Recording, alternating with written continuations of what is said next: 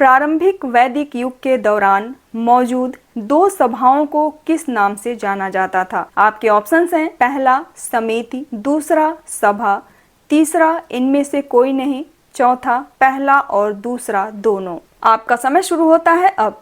5, 4, 3, 2, 1। आपका सही जवाब है चौथा, यानी पहला और दूसरा दोनों।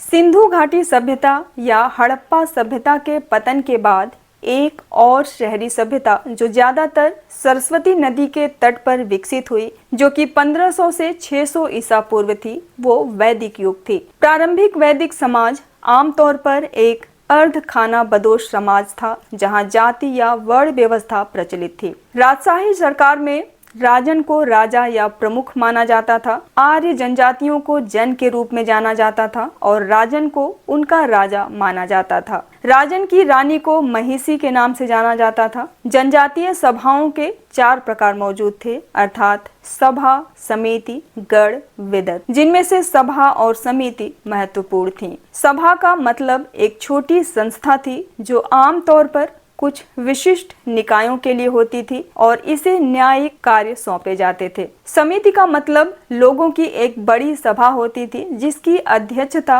आमतौर पर राजन करते थे और इसका उल्लेख ऋग्वेद में 8 बार किया गया है। विदत का मतलब है विभिन्न कार्यों वाली जनजातीय सभा और गण का मतलब है सैनिक।